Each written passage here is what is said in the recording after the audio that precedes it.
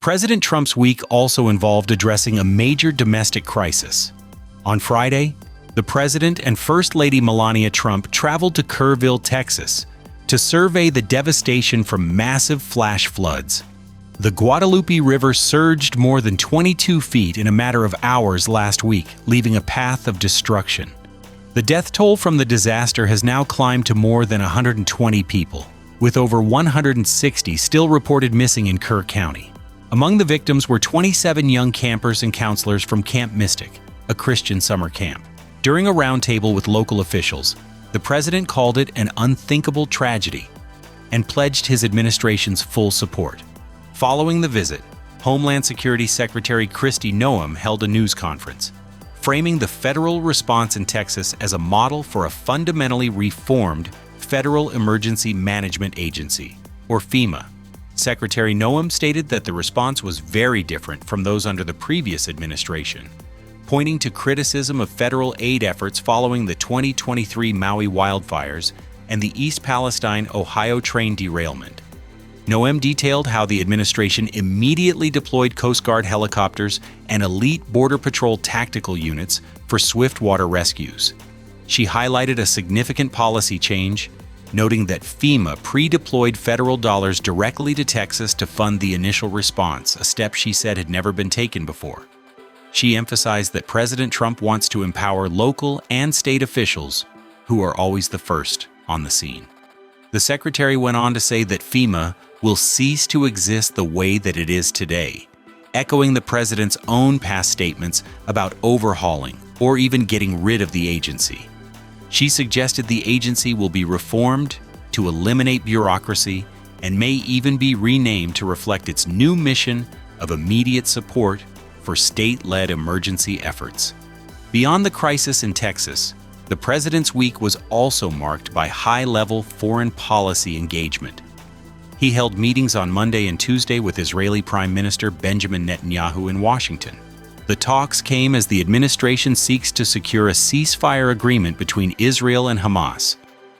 On Wednesday, President Trump told reporters that a deal was getting very close, stating that the primary goals are to achieve peace and secure the return of hostages.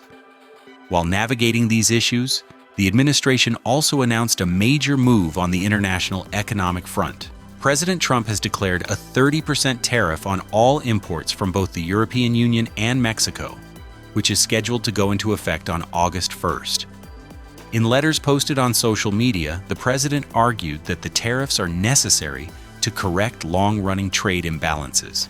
He asserted that for years, both trading partners have imposed various tariffs and non-tariff barriers on the United States, and these new duties are meant to level the playing field.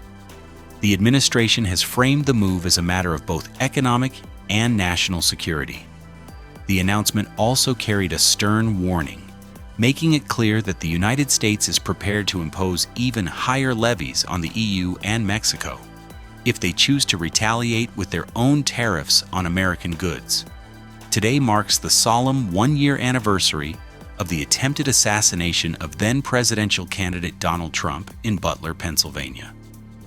On this anniversary, a new report from the Federal Government Accountability Office outlines a series of critical security failures by the U.S. Secret Service leading up to the event. The nearly year-long probe, ordered by the Senate Judiciary Committee, is the most extensive review to date and reveals that the Secret Service had received classified intelligence about a threat to Mr. Trump's life 10 days before the rally, but failed to share that information with other key law enforcement agencies.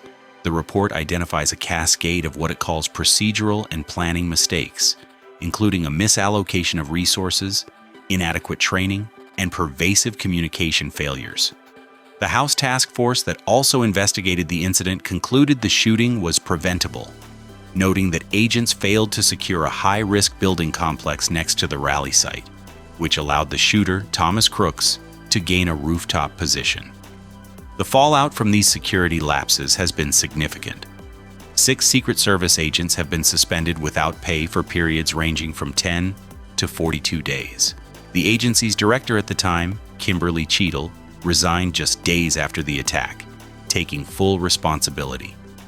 Today's GAO report follows multiple congressional hearings where agency leadership acknowledged the failures. The attack, which left Mr. Trump with a wound to his right ear, also resulted in the tragic death of 50-year-old Corey Comparatore, who was killed protecting his family and left 2 other rally-goers injured. The shooter was killed at the scene by a counter-sniper. While these reports focus on the failures of the past, former Secret Service agents are warning that the current threat environment facing the president is unprecedented. Experts say President Trump faces a plethora of complex threats, ranging from violent extremists backed by foreign proxy groups to domestic actors who may be inspired to violence by heated political rhetoric. Bill Gage, a former agent who served under Presidents George W. Bush and Barack Obama, stated that the threat on President Trump is the greatest any president has ever faced, with dozens of threats being investigated daily. Experts point to controversial policies on immigration and hostile rhetoric from political opponents as potential catalysts that could motivate individuals to violence. In response to the heightened threats and the lessons learned from Butler, the Secret Service has been implementing a series of reforms. These include expanding the use of surveillance drones and counter-drone technology, overhauling its radio communication networks for better interoperability with local law enforcement, and increasing staffing. Congress approved funding to hire 1,000 new agents and officers this year. The agency also reports it is in the process of implementing dozens of recommendations from congressional oversight bodies.